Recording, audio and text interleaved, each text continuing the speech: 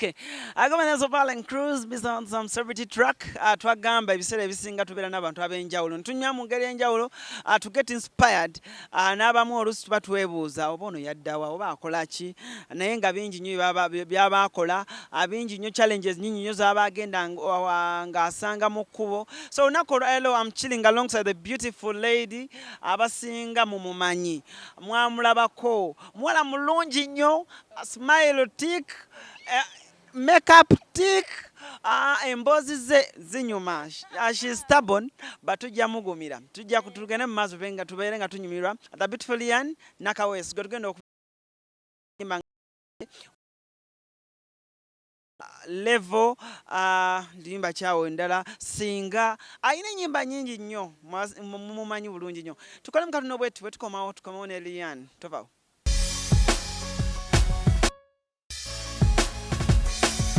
Celebrity track, as I've told you, tutandise. Emboze genda kubeetandika okukwajja. Tubeere nga tunyumyako ne Liane, tumanye who is Liane. Abasinga ndowooza naddala abakusinga ddala abasajja be basinga omuntu ne bagamba kino ekiwala nga kitunula bulungi, kino ekiwala nga kifaanana bulungi, kiri biki? Tugenda kumanya Liane abasajja musabiriza, bapresenta mu abamusabiriza ennyo, mwakola kyo mugoba mu muziki.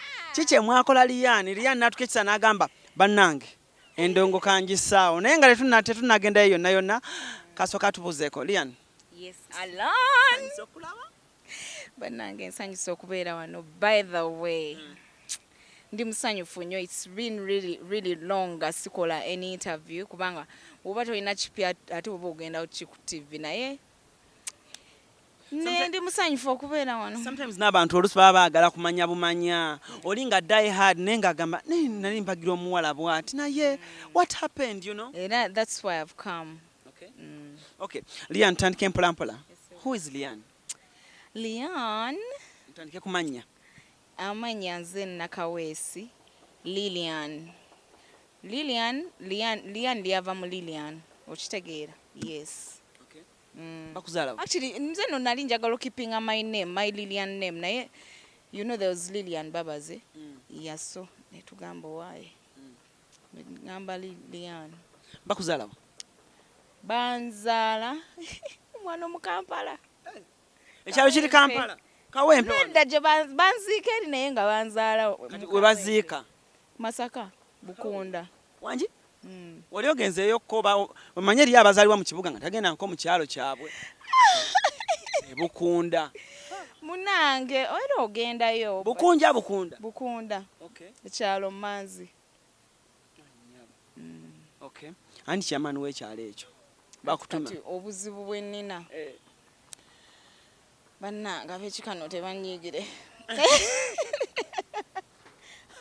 No, but it's the truth and it's my truth, so.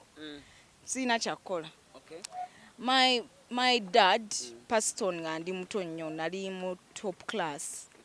Okay. Okitegeera. That's a very long time ago. And my dad's side tetwabeera nnyo. They were not so much in my life growing up, so once in a while wetwagendangayo. Manyi ekyalo nti wera batuzaalaawo, but yes. Okula nani? Okula ne mami? Single-handedly raised me and my sister up. Was it a hustle? My sister rested now again. Was it a hustle nga mukula mami ng'akola nnyo kulaba nti mugira? Oba yali fine? Kakati my mom yali mukazi mukozi nnyo in that she legacy gye yatulekera yenyambye nako okumusustaininga in this life so far. Yali mukozi nnyo era I cannot tell you that bana oba batugobako school fees oba we lacked in anything, I swear to God. Era may her soul rest in eternal peace. Yafa? Mwaka ki? 2005. Okay. So okusoma kwakoma? December. No, still kwakoma, but I lost hope. Kubanga omanyi omuntu, my mom, my mom was my best friend. Kwegamba, when she died, it hit me so hard. Okitegeera. nze navanga ne mu exams nga gwensooka okkubira ne muga pepa egenze etya like oba egenze bulungi oba biki. Oh my god, she never missed a VD. Kwegamba she was there nga bw'okiwulira. Yes, ate kwegamba simanyi nakumanya tuve nayo. Sagala kaaba. I know. Okay, anyway. Yeah, just know that yaturaising bulungi, yatulabirira bulungi. We didn't lack anything. Tetwali babi not jonti chi, but tetwa struggling. Osomedde masomero ki? Primary, nasomera ku the Bright Down Boarding Primary School. Didi Kawempe from B class up to P7. Ngato gamba sacho za kusomero. Wa umanya was a good girl. Yes, so then O level nensomere kako liri Masaka. It's a government school. From senior 1 up to senior 4. A level nachankana na bitabo kako. No, then no kuntabo kako like okay nengende yale high school liri Gondi Kayunga. Senior 5 and 6. Anyway, singa kugamba ekyantwale yale. Opening up. No, basically what I'm trying to say is that like naline bugumwawo like ngabananga omayinga fe tebatuletera budange kusomero biki kati nga want to go to a school where oh my god tinga musomero g'abasiramu oh nali nze nakaba nokaba nga njagala bantu waleeyo nga ninayo kazini wange asomero nga mugamba bane muina ku dance biki nakamba ife batu ku dance every mami wage yali agala ngenda oba wa sijukira bulungi mugamba ntwala ku yale mugamba nze ngenda ku yale nenge kino kulando ngamba kale munange bambi wallahi agakatona muggulu ekyasinga okutwala ku yale endongo yes okumayimya ebintu byokumayiminga ng'obibeera nga nze nsinga era abasomera ebyo ebiseera byesijja kwogera banjulira ate wano mu peni wano kati none mu peni by then the peni yange yayononika mami wange afudde naye me I used to do well in class. I don't want sagala kwegolumiza nti as a bright student, but as even an academic prefect mu senior 3 young. So you cannot be an academic prefect when you dance. Okay. Basically what I'm trying to say is that I was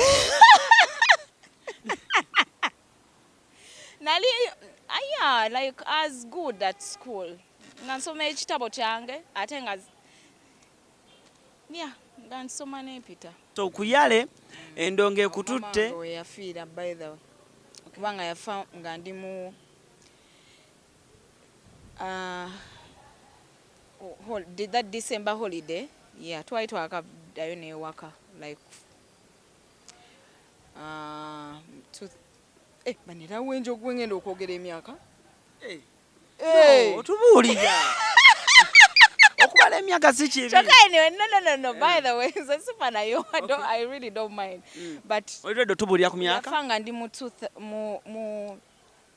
senior 5 senior 6 nagisoma nga mami wange afudde era I was affected so much bane nga mpulira n'ebitabo bintamye kwegamba n'ensoma na bubi so mala senior 6 n'ekyawa newekyawa no, in that sense of ebyo bitabo not that oba I went wild oba did what oba drugs or whatever no results zaakomawo bubi oleka nazikweka ng'ovuluze ziri bye bataavuluganga nga tebiri oh my god yeah they weren't so bad but of course there's no way performing to my expectation. Kusomero wali mwana kikaaki bana abaana basle queen kusomero abajewulira abakola ki wali mwana kikaaki nedda nze I've always been humble like because wendi it's my nature njagala ebintu ebirungi naye ate sikibeera ko nti bannange nina okubeera a certain way no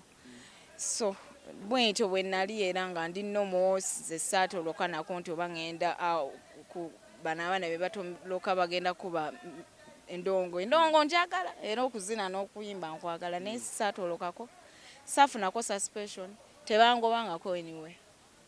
So muvaaka tugenda muvaaka okola ki maama amaze okufa kyekiddako? Nali wa mami wange mugana wa mami wange Mami Ruth Bukenya. Yeah, very loving woman by the way, very prayerful. Banange nga buli lweggulo mulina okusabayo essaala. Mami wange yali musabi, only that you know ate ono mami gwe twogerako level y'obusabi bwe ne mufanero alimu obukulembeze wangi. Yes, mulokole okamala atasabye taalye yasande nti bannange gwe lwaki okyali ewaka? No, not really, but era abagamba bannange tukusabe manyi bali soft. Tagama nti byampaka oba miggwa afe wafoloza abantu kubanako. Actually, I remember olunaku mami wange Rokare yali yankubyeko nato tekwali nakutoloka waka, but omanyi nga olusooka abantu webayokyanga ebipiira abantu ne bakola ki ne bakola eddalo biki kati I had a friend who came for me nenziruka nga tukagamba waliwo bataddewo disco. Zino kukyalo. I swanga, it's not like as oba ngenda nakula musajja oba ki no just vibe y'okuziba. Banaye mami wange yankuba bannange nenga gw'omuziki yakuba ogulidde gwomaze okugulya nga nkomyewo saameka kumaca yagenda naggala okuggalawo ekisenge kyokwebaka nze nenfuluma nengamba omukozi aggalewo naye bankuba bannange ffe mami waffe yali tatukuba naye yankuba kuolwo bambi yali of course era nga omuzadde yenna waatya tomanya biki biri eyo tomanya mwana biki bya university wagezaako kugendayo? University wabula ebyo byali biwanvu kuba ajjukira nali nsomye bubi nengezaako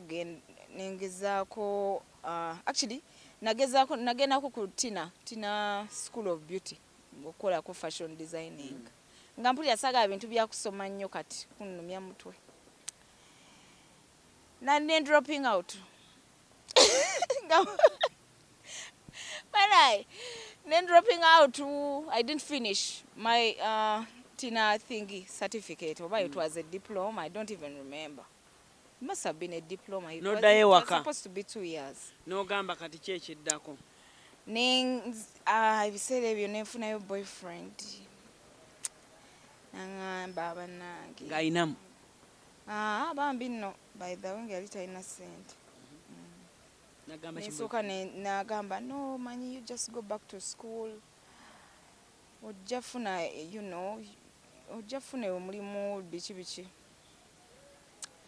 nengenda ku not even umkad mayeka there's a school abasoma obukulu, but that was after some time by the way, same time nene nnyo but bayinza okulya ngo ne bagamba waddamu nnyo.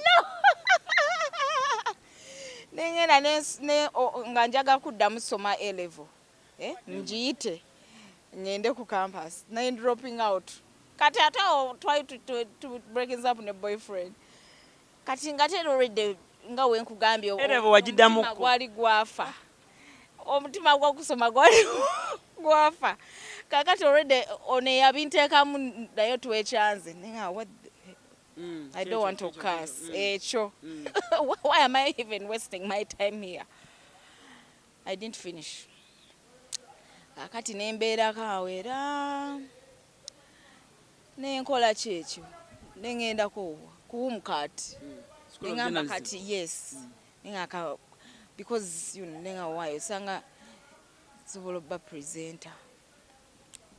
Kubanga nali nabyo mbyagala kati awo obuzibu we wajjira we natandikira okuyimba awo n'okusoma tewasomayo. Auntie kati ngabana ba making uncomfortable. Oh my God. Bana, we saw your song on TV. Are you the one? Bichi banange. Ate me, I swam naturally shy. Wagenda ku omukati. Nga tonna kuba luyimba obanga already omazo yimbako. No nga sinaba. Natandikira eyo. Kati ani akuyingiza okuyimba? No kutandikira eyo, there's a guy. Bali bamwita Jamie Woods. Twasomako. Mumanyi Jamie Woods. Yayimbaka kayima ne Joe Steady. Yes, that guy. Twayimbako naye mulira okuyimba mbo. Twasomako naye kuchi eri mu bakulu. Is it? Kumayeka. So, we stayed friends even after I left. Kati nga ina mkwano gwe Bakri. You know Bakri, they were tight. Nekola kuba kati sibijjukira bulungi bannange. Ate saagala kulimba, simanyi kulimba. But I remember very well my very first song I did it with Bakri nga bagiyita Addictive. Ye yaluwandiika. Twagendeyo mu ka studio e Muyenga. Some studio. Oba yali What Records. He wrote the song. Of course, I paid for the video. Awulirasokera ddala. Nga ne Bakali teri amumanyi. Nga tanaba nakuba 18 and over. Naawe nga teri akumanyi. Wadde nno. Mwenna mwekutteko buli omuzibe akutte ku muzibe munne. Yes. Naye nze muneekola kuba nti obuzibu nina two faces, I think. I'm very soft but also hard. Kati inze sinza nagamba nti ono omuntu yantwala ku TV eno. Kati olanga omuntu wayinza okuba nga akulaba. Nagenda ku BBS n'anoonya Alan. Okitegeera. So nze ebintu byange byaliwo ebityo nga nnumba bulumbi bwentyo. Nengamba nakayimba kange bichi ne bakalaba nga talent weri ne batandika okuba. Toyina sente? Toyina? Wala sirina sente. Actually nze my whole entire stagnant career, because it's stagnant, I'm not gonna lie. Siberangako oba nti ninako promotion budget, you know, like you can start no guys nozigenda kola kino no, just kuba omanye ekintu oba okyagala kati n'ofunayo ka sente no recording oluyimba n'okolayo ka video yawe bibadde era kyovola byantama kati tewakolako mulimu n'ogumu ng'oli ku omukadde. No. Liane, obulamu buno bannange obw'endongo. Kyenkugambye nti my mom. Bakati kyeneebuuza. No, nkugambye wali nti my late mom yatuteerawo ekintu kyetujja mu ssente nti I was comfortable even now. Waliwo ennyumba awo. Waliwo akasente akayingirawo buli mwezi. Wamma nga tuli ku pressure. Which is a good and it's a blessing and a curse. Chova wasasula ne video. Yes. Nga kasente gola. Ate nga n'ekintu okyagala. Ani wandi so badde tugamba oli kugundi oli ku omukati. Otandika okweyimbya. Endongo giwulira enyuma. Banenga ne teacher nga nabo batandise okuntreatinga differently. Ani wandi kakayimba kasinga. Ne bakola ki? Kati singa ye yaddako after that song. Ani akawandiika? Kati guy bamwita Peter naawe. Mumanyi. Kati Peter omumanya ate nagenda ku TVM nga waliwo obbi wange akolerayo ne twesangayo nga oyinza osanga omuntu gwe wasoma naye mu A-level. Nagamba this is a very good song. By the way, I even have a friend awandiika ennyimba obulungi bamwita Peter awandikiddeyo no. Am I allowed to say names? Yanga awandikidde Juliana, Grace Nakimera awo ennyimba zo zonna ezaaliko. Rena Nalumasi. I don't want to forget people. Jackie, yali ebiseera awandikiddeko Jackie. Naye nga yamuwandiika. Nasinga mmanya nnyo ku Juliana. Yeah. Ne Grace wandimumanyidde. Ennyimba zonna zanfuukula biki. Nze as me. Wali muto. Grace no, wulira. Grace namanya nnyo nga success amuwandiikira. Wulira. Grace namanya. Grace namanya nnyo nga ayogera nnyo success. okitegeera omugenzi success then ate Juliana namanya nnyo ng'agira nnyo Peter naawe nti gundi yampandiikira bakweka ba writers kati so obi wakutwala wa Peter naawe njakikomyawo ekyo yes so guy bali bamita Ben nantwale wa Peter nampandikira singa nefunayo one bannange record yakuba singa kati record yakuba singa n'okushootinga video I remember kati nava ku record nava ku interview nga nzo ngokola interview kati walo guy bamita Joe Black mumanyi omurasta mumanyi yeah nangamba do you have a manager nga nina manager nemugamba no nangamba I can help you I can get you some shows ne batuwenda ne batatuwa bimanyi like when I just like someone who is starting out nemugamba tewali buzibu ngate mambi muntu mulamu up to date that guy mumanyi Joe Black hands down a good person ne kare yanga inako omukono true bambi kirungi so kati waliwo ka event oba kali ka one of miso babichi oba nkumbo babichi those events zabanga mu club kali mu silk nantwalo performinga kati Bina Baby bambi yalimo nandaba ngalaba nina performance by the one nice wali wemba performinga nechanga ne music is stopping oyinza nokuduka ku stage yes banange nga ninge yayimba danga ntyanze n'okutya oh my god ensingo nga njinyola nga whippinga heya like banange Bina Baby nagamba banange are you a new artist bichi nga nakayimba tekali anywhere on radio not any radio station nenga amanyi gokozesa omukyala n'omwana leka abaddewo yes ngate sina oba nti oba nazinako ne karaoke oba kino but omaye ekintu ng'okuzza okyala kuba nze nayimba okuva edda nga nkyali muto like right from primary nga nyimba nzina creative dances and all that so this is my life sikyetadde mbwetezi tekyakatandika kati so where was I? Bina Baby amaze okubuuza Bina Baby bambi nangamba leta oluyimba lulungi o performinga bulungi lulete tulukube ku ddembe luyimba kyolo singa kati gwe tuliko so omuntu atajjukira singa oyo oba simukwano weeyanze eno figa tekuli bandi wa bode sweetie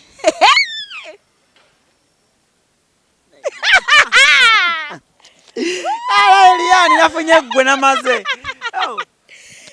singa I used to nyimira moyo chorus eyo singa okuyimirira mu wano yimirira muko Liane yimirira banange ate kati nekiwait kwekiri naye lulinga nkola bwinti mukwano weeyanze eno figa tekuli bandi wa bode sweetie woo byonna singa nalinga oluyi bani ogenda kunyimbisa konsati kati Liane nyimbira mwako singa dakiika 3 namba Liane akokka nyimba endala ezo singa nalinganga akenjagala kokka pati kyeyo nalinganga ettaala nandibadde munaye lyrics nzirabidde wezikira yes oh my god singa walinga gita nzenze ke yandisunye nosigala nga kweryeyo kuki singa tetwamitinga dda hani wandinoonyeza kubanga nze nina ekyama kyo baby naye hani ndi muntu oli ku mutima otabangula olinga eyaza omusango nga wekidongo kikuba tutu nga yekikuba nkola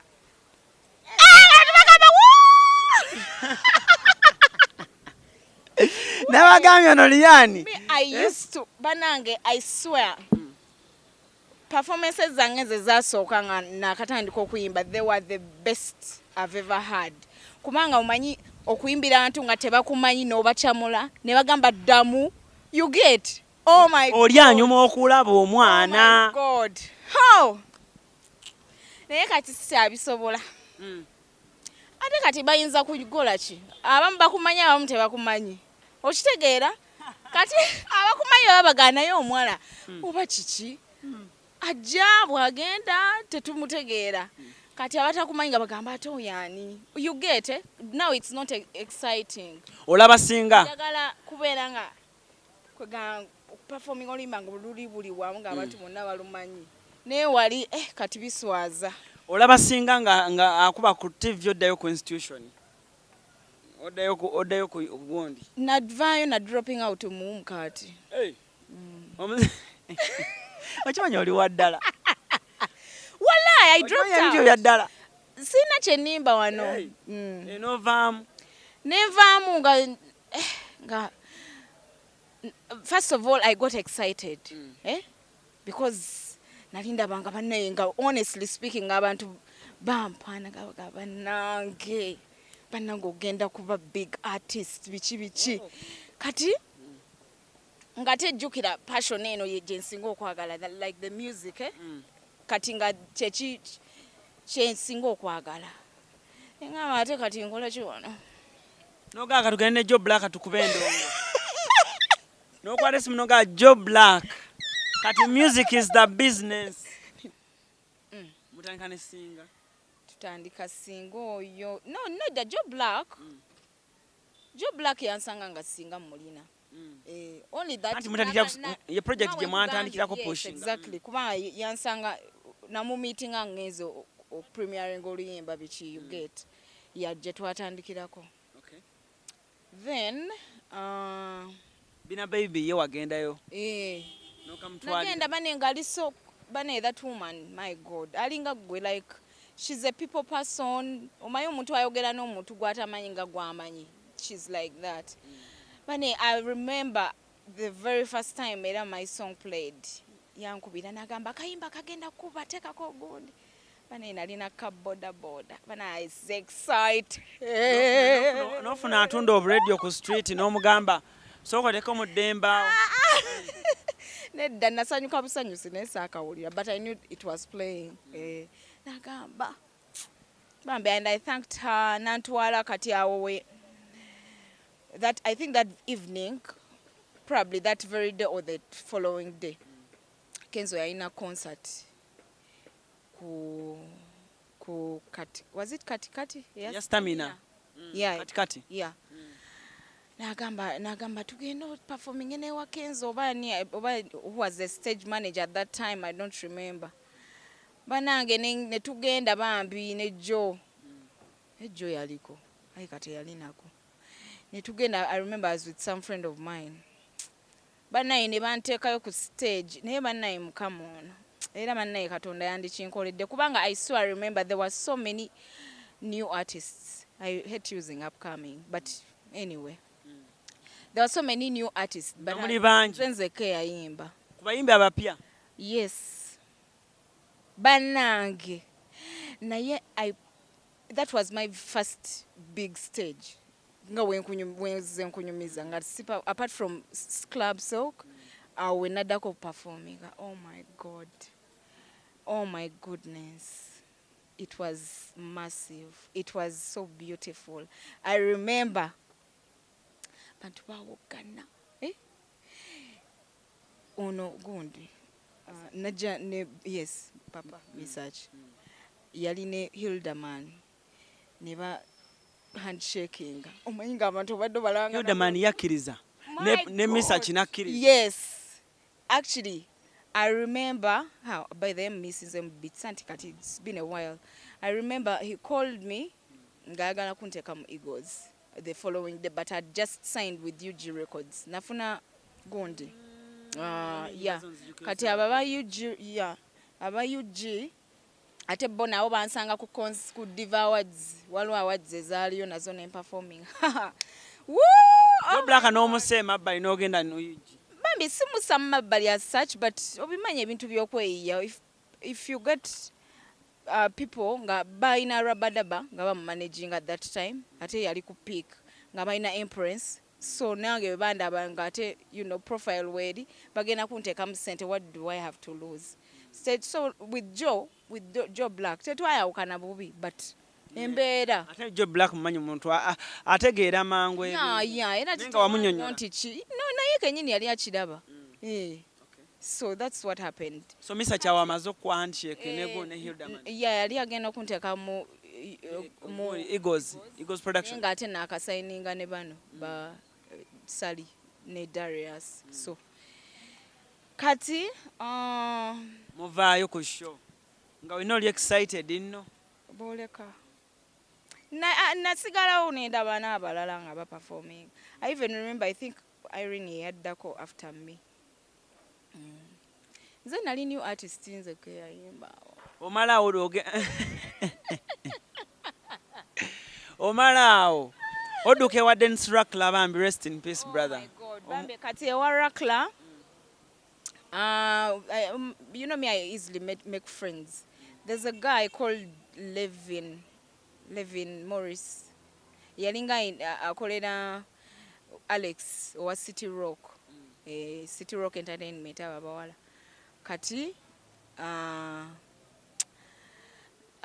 Alex yeah introducing her to Rakla because they were already working together and they are friends. Yeah, so Rakla sigama nti tinamulumba bulumbya namumanya through Alex.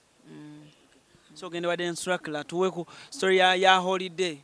Kati cha holiday ngenze ku holiday no wange ona abasinga mama abalala besudde muveko bambi setaga Omanyi kyasinga onyumira abantu mwaka kayimba. Nze wali onzisse nkawuliddemukko ne wano. Nange nali nkaka neno mayiwe kajjana akakantu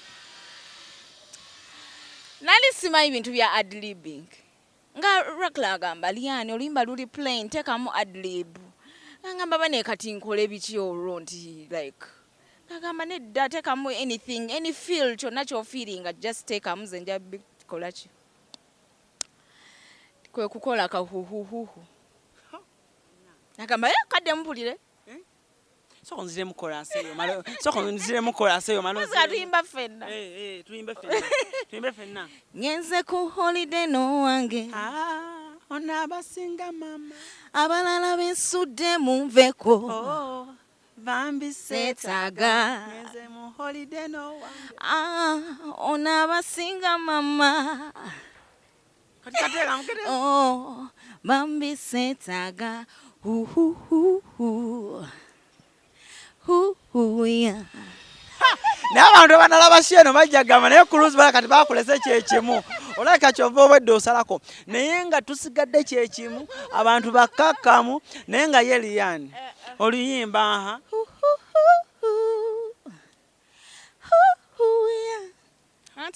wava kusinga nozaako holiday. Yes, nenzaako holiday. Bambi Rakla yaluyimba demo. Umanyi how they do demos. Kati go bimanyi but ku labi wafata bimanyi. Yaluyimba mu ddoboozi ye. Yes. N'olusanga ng'aluyimbye mu ddoboozi naye nga gye luli mu studio. Yes, ng'aluyimbye kati nganze naddukwata ngende nduyimbe. Yeah. I had the demo nengamba what? Like yali ayimba bulungi. Oh my grace. Na demo nakati njirina. I swear to God I have it at home. Yes. Ojo jimperezeeko yali kyali wange nnyo. Njirina bambi, I have it. Banange, it sounded so good and so sweet. Now I fell in love with that song instantly. Era na saina na text nyingi. Kuba na lu feeling. You get twalumala mangu nnyo. Ebiseera ebyo walugula sente mmeka? Bambi Alex yalungulira. Nze na video, yes. Omusajja yalina ekisa kingi by the way. Ate nga tetulina ngeri yonna. Wallahi yaga Katonda mu ggulu. On my mom's grave. Nasasula? Yes, he's a very generous guy. Era Alex Banang. If you're watching this, thank you. Nerufuluma. Nga hiti. Nerufuluma naye kati yanyamba ku buyambi. Kati era omuntu akuyambyeko siga nti akutekinze on ya ddala nentwalako ku TVs abakuba bambi beebaza kubazesa ayina promotion gundi nga wenkugambye bambi baragale ne bakubako mukama nanyamba abalutegeerako ne balutegeerako balutegeerako. It was a big song. nzijukira okulaba ku interview by that time Douglas yali akyakola katogo bannange nzijukira okulaba awo nga noofuuse muyimbi nga Liane atulikako ebiseera ebyo atya yali muyimbi nnyo ebiseera olwo oluyimba pozi gwe wali nga tolumanyi manyi osobola okuba n'ekino kinga gwe tokimanyi nti kyali kirungi. Thank you. I'm humble. Era ne bw'oliva ku nsi akyogere ku yakireeta lwe luyimba olulisigala abantu ku mitima. It will be your golden song. Thank you. Okay. So oluyimba oluperformingako mu bifo ebyenjawulo. Of course. Moment kijojjukira joga. Ne ku mikolo bambi.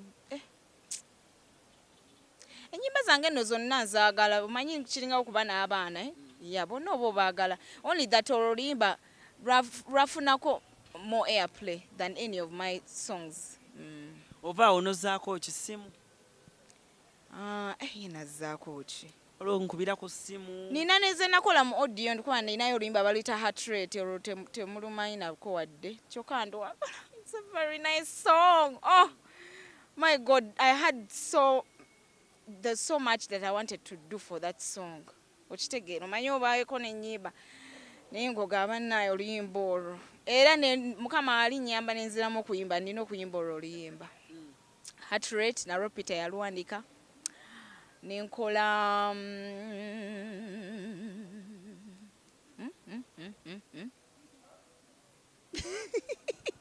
Liane naye mwennyini oyina ennyimba ziri spaced nnyo obulina n'emyaka gye saayimba n'omwaka ne gugwako. Oyina ennyimba mmeka toto?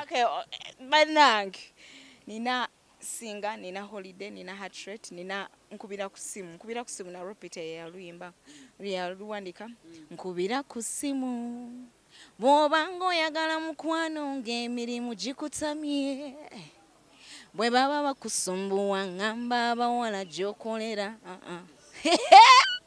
nga oddamu kubira ku simu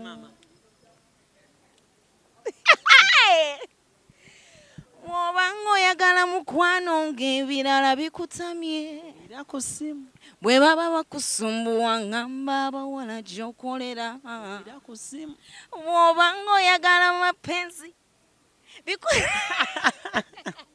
ne bw'oba bunaayira ndirinnye ennyonyi n'ensuuka.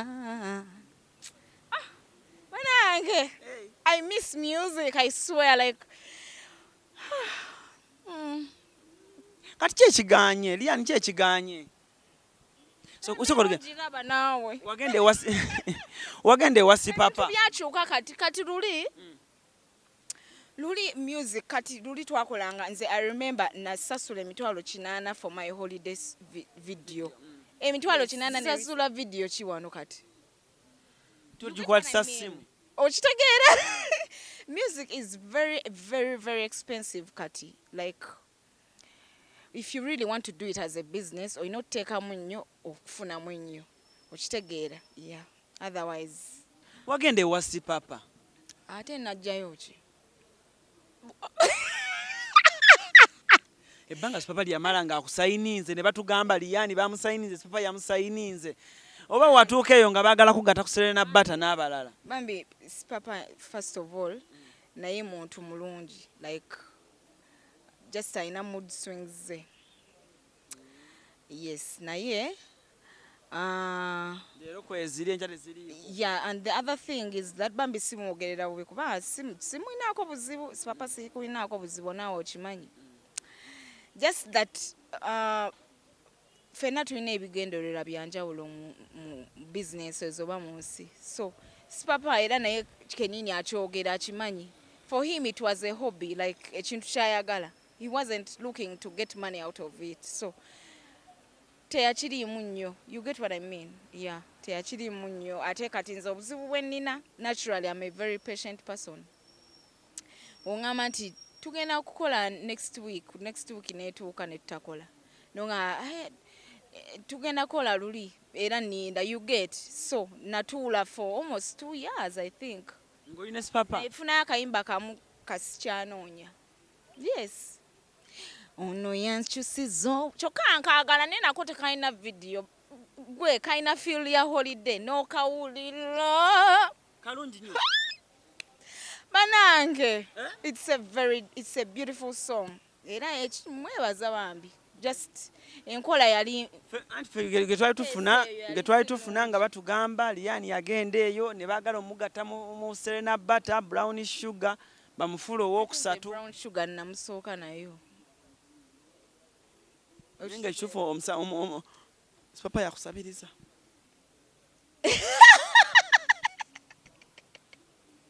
newa naye lwaki abantu bakola ki yagambako nti Liane naye nkubuulire omanye ebintu bino abantu babyonoona ngenda kugamba ekintu but you're not going to believe it we didn't have any sexual relations with him kubanga ekisookera ddala nze nga nze Liane we nagendera mu Sipapa entertainment nga Serena Butter gyali nze ne Serena twavibinga like wo meeting omuntu first time nakabanange Liane jukira nayinako obuyimba nakabanange kayimbako biki you know ate nga nange ninayo kokemmanyi kwegamba nga omwe meeting ne mubeera fans of each other kati there's no way I swear on my mom's grave there's no way I would no way wandibadde oba nti badde wembeera eteekeddwawo there's no way I would do that nze sibikola nze olaba n'emikwano gyange abali in my life sibeera close with their boyfriends like I don't know I respect people's relationships so much so tewabaawo tewali kyabeerawo I swear to God sewa Sipapa naye n'ovaayo nenvaayo nate oba navaayo nenvaayo naye ate kakati n'okuvaayo Sipapa doesn't do contracts we didn't have a contract actually gundi Flavia yantwala nayo namulindwa kubanga yali amanyi nina ebizibu bya management nagamba nja kutwalako wa Sipapa like biki akuyambeko it never worked out music n'omuwummula era muna ate wate waliwo embeera ensobozesa mba nkola kyekyo nga mbisirikya Liane omuntu yali ebuuzizza ng'omuwala olowooza omuwala ayinza surviving atya music industry ng'omuwala kisinzira kikyoyagala na how oba ngambe nti not how bad you want it but right now anti the industry has changed so much kati right now okuleka nga mukama akuyambi omanyi waliwo gye bayita hit songs nga wola kati bankuza ne lujja yes by the era n'olwo nawo lusobola okufa eruba terupushingiddwa kati mukama wobeera lucky n'akuwa even just one song ne lukwata wonna awo oba okikubye kubanga jjukira it's very easy to make money ojja kukola eno kikusobozesa okuboostinga business naye muganda wange ffe tuli wano mutulaba enyimba tuziyimbye naye era kati nga bwenkugambye oba tonnafuna breakthrough song eyo buli omu nga n'akaana akato kaluyimba it's hard naye kyenyiza okugamba nti oba oyagala ekintu kati nga nze wenkugambye nti nze sajja mu music nti nali oba kiki like nyimbye all my life okuva nga ndi mu primary okitegeera nze headmistress waffe nga banaye nga I have photos nga nze babeera batya lead singers yes creative dancers nga simisinga bino ebya traditions enzina amaganda era nenfuna omuntu nga ayagala tukole ekibiina ky'amaganda tuba tugenda fa ssente kubanga ekiwato kigonda nzina amaganda nzina amasoga yes naye kati obuzibu obuzibu actually bwe tulina nze by the way, let me tell you something. Ng'oggyeko ekyo ekyamagana know that if dancing was paying so much, nze sandi etawanyiza na kuyimba kuba njagala nnyo zina nandi zinyo amazina gakyuka katono naye ennyimba ziggwako okitegeera but the dancers they don't change so much. All you need is your talent, but with music talent is not enough. Talent playing a role ntono nnyo kati wait. You need a team, you need so much. Olimba erugendera okutuuka mu bantu nga ssente ezigenza just okurecordinga oba teweewandiikira olina okusasula omuwandiisi, olina okusasula studio, olina okusasula video venue biki abaana abeeramu. That's all money spent. So wali mu dance ogenda bugenzi nga bakuba kidongo. Waliwo oluusi lwe bagamba oluusi kye bagamba Liane ne bagamba nti oluusi ekiremesa abawala okuyimba. Onajanga manager n'akomekerera ng'asabye birala. Ba presenter nabo babasaba birala.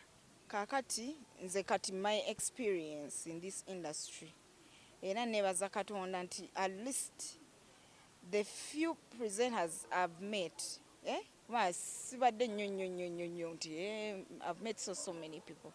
I know them, most of them, but siba meetings bonna. Nze sina presenter yali ansabye ebyaddala. Musajja teri musajja. Teri. Nze nina eddalu kutandikirawa. Nali no ngenda kigamba nga ngenda kugamba Liane olabika oli muzibu wa kwana. Bye bimu ku byennemesezza singa ndi wala. Buli musajja ajja okukwana ng'obitufula byakusaaga. Si kusaaga as such but sagala kunzannyirako kubanga njagala nnyo. Like I'm too real. You get? Wemba ndi wano omuntu nankubira essimu nja mugamba ndi wano ku papa's gundi. Sigenda agamba nti naatera okutuukako. You get? Like I'm transparent so I don't want to be cheated in any kind of way. Don't lie to me, don't cheat on me, don't just be you. So obuzibu bungi nnyo. Awo tugenda tuukawo. So obadde otugamba teri presenter. Abambi mamba wayiriza. Aba presenter kyabasajja. Sine ekirala. Ndowooza ekyanyambako I don't know because me yes I'm free and the other thing they saw the talent in me. Tewali presenter yagamba nti oba ki ebe yanzala wako no. Era nga bagamba my God. You know like I always had that effect on people. Nga wenji on you. Ala nsaza interview nali nazigoba. Wali wazigoba wangambye. Eri different. Si bya kugamba ate kapya nti kibi kya just to kulaga abantu ki ekiganye ki what's you know what's your truth. Yeah, truth. So kyekyo. So mbambi mwekyo bambi ba presenter oba ba producer ba shows ezo musical shows tebampaako buzibu. Era kyenkugamba nti abantu akatini ke bammanyiiko eyo Masiya media I swear to God it's just that. Omwana yetaaga okusasula omwana ina ingera industry wetaaga okusasula sente. Yetaaga okuba ne sente nnyingi ennyo z'okusasula presenters okuyimba. Si sente nnyingi nnyo ate nno just kyenkugambye nti era wabaawo ezitandika nga wobeera ne business yo nti kati ogenda wa producer omugambe nina akayimba kange naye sina sente ye kati business ye be running it. Amaze okajjayo mu studio ayina video ye naye sente tayina. Business. Hey, so then about chichi nakyo mbuzo oba Anti ngambye omwana kati managers unfortunately ngojeko bemenya abo because now those are professional people. But oluso osanga omuntu nakubelievingiramu nakaba nalabanga waliwo sente awo nogamba nina abantu bensobola okukola nabo kati nga wenkugamba Job Black oyo nina Bridget manager aba Slick Stewart ne Roger she's very very good friend nina yeah we bali on top of my list on anyway so ngangamba so funa manager netukola bulungi like the next day omuntu ngakuyita mu hotel you're like okiwulidde kyejjogedde kiwulidde bananga abantu tebalina bugumiikiriza. I mean, I just met you, eh? And you want me to sleep with you? Like, what the fuck is that? Bane, obwagazi mbambugyewa. anti business etambule bulungi ajjeko ebibye nga bukyali music alyoka agende mu maaso. Era kyova olaba ndi bwe nti anti awo mba sigenda amagulu kye awo mba sigenda kujja. Passion music mwagala naye tenkozesa bintu bimu. Like, tandibadde music, by the way, naturally went when I want to be respected. Just because you have some money to throw around. Togenda kugamba nti kati kola kino nange ngambe nedda ntambula nenkuviira. Liane oyina kamumenti kosobola otunyumiza toyogera linnya lya muntu naye manager yali azze mu ngeri bwetyo Anti muba temubamanyi. tomwogera linnya Anti oba we tomumanyi want- namwogera. no, Bangi gomule- basuka ne mbataano. Yes. Eyasooka yajja atya? Teekawo embeera eyo. eyasooka yajja Naye kati bannaye agamba munnaye omulala. Actually I remember there's one mawula bannange I'd fallen in love with some guy ate munnaye katonda love yazikola bulala kuba abambi the guy was even broke. But they have updated some broke guys. broke niggas Kati omanyi bino byokyusa ku status ate nze nina excitement tekako in a relationship nangamba Liane, you have a man now, let him take care of you and your needs. Naye nga omanyi omuntu ng'ali mu laavu bannange ne si Musaja kubadde oweereza message ne tukomaawo enkolagana neekomaawo ya business naye ekibi ne boyfriend naye nankyawo gye wajja mu maaso eyo naye yanfukira ekitalo. omukyawo baye yakukyawa No, he got so insecure. Kagamba banange, you're going to leave me. Abula bannaye wankola bubi nandikwogedde erinnya. tumumanyi amanyikiddwa Kyakolera eyo. ku TV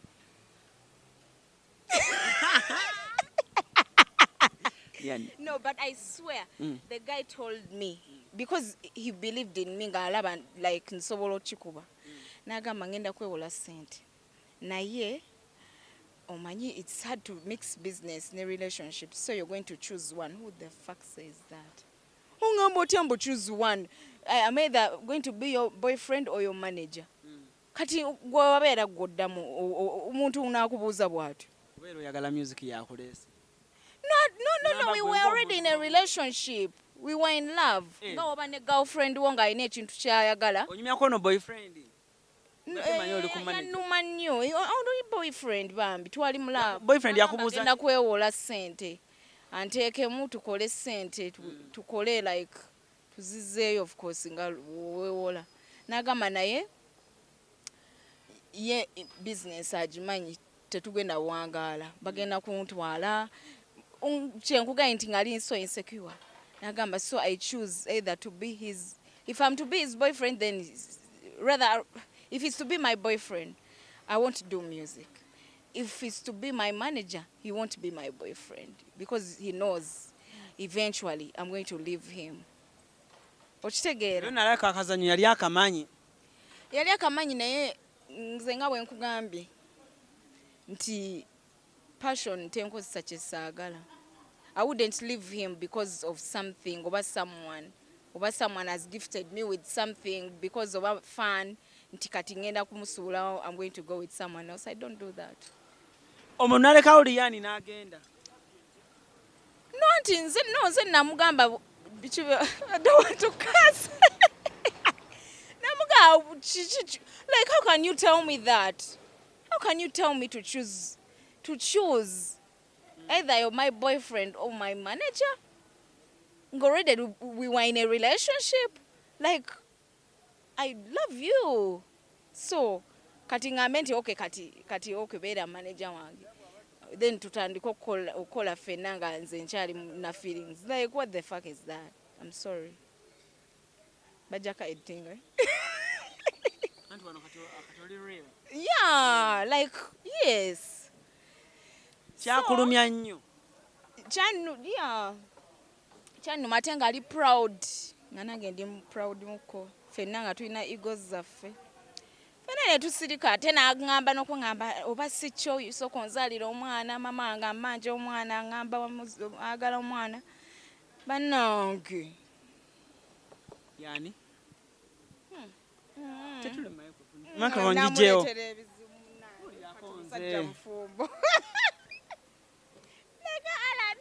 So Liane, sawa zino. I feel bad sometimes I feel bad because yakutegeera olusi it's era mukama akuyambanga whichever career joli, not even just music.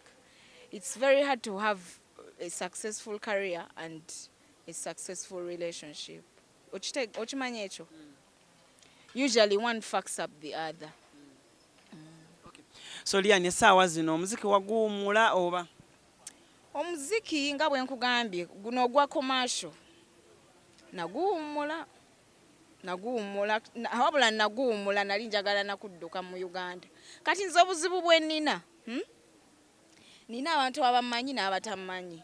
Ogenda wantu abantu ne bageya ng'obalaba oli n'omulaba ne mbatunuulira najja nagamba wama bagambye oli muyimbi wayimba nyimba ki sooka onyimbiremu like it's so traumatic. You feel uncomfortable. Yes. Kati nze nina gym gye nkolera kera nabagamba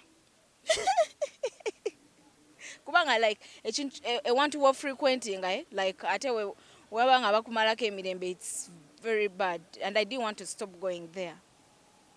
Kati nina mikwano gyange banewoga line nene kankome koyo abala bajja nyiga but at least oga usually ya defending anaka Liane tewabera ntemumubuuza ebyo kubanga abantu abamu baba byanaga bana oba nkumanyi oba yeggwe si yeggwe Liane.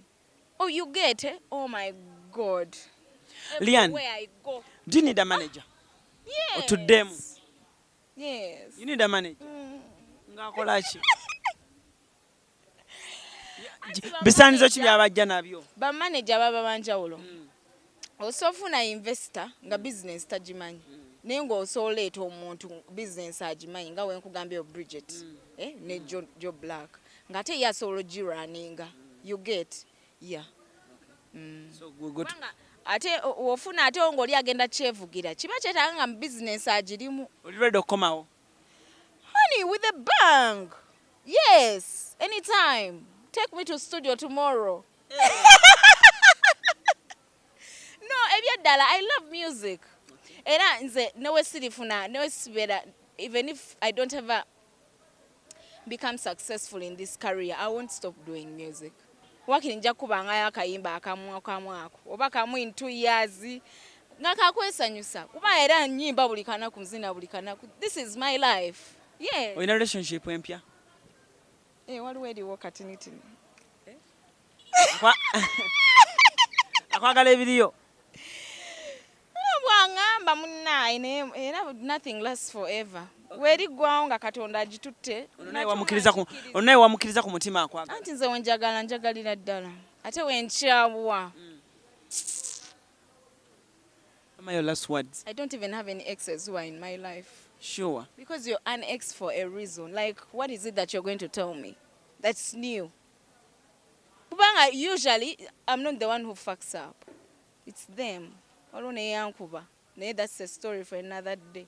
Yakubira ki? Buba. Yakuba luyi? Dechikonde. Kimu.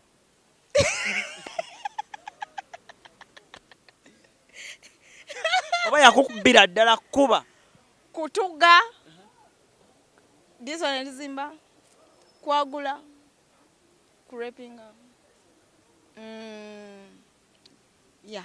Kati wakoowa. Bayanuma nako.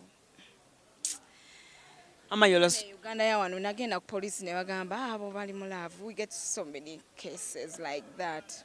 Nze bankuba eardrum eno ne yatika. Nga wenne bakawe bati. Pase yitamu mu piro we bati. Nga wenne bakeno ngeyitamu ne den. Yeah, it was bad. Ama Liane. I've had my share of relationships. Actually byebimu ku bigenda okunnemesa okuddamu okwagala abasajja abaavu.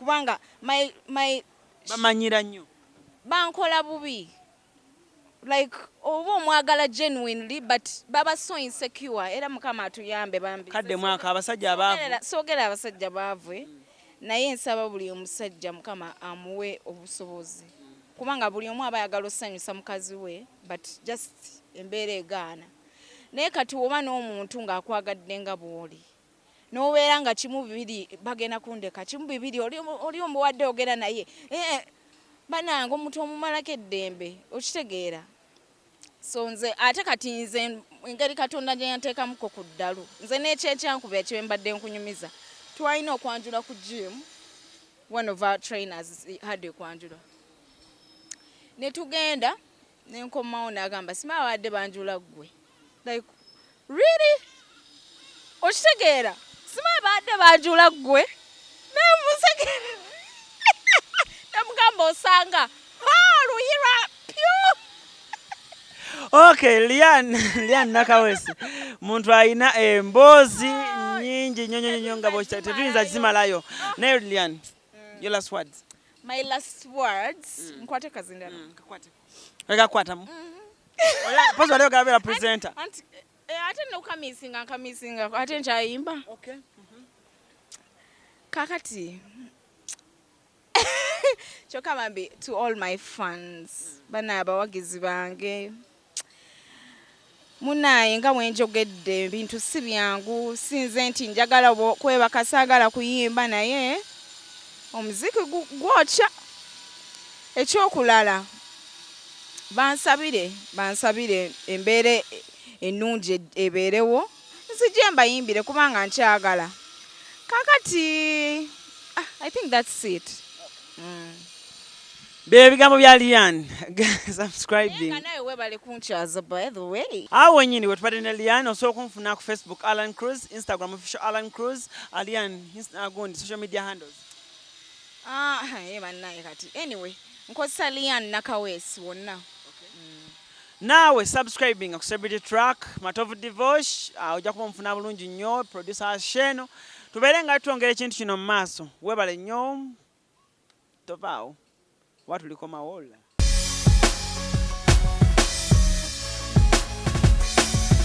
Celebrity Track subscribe.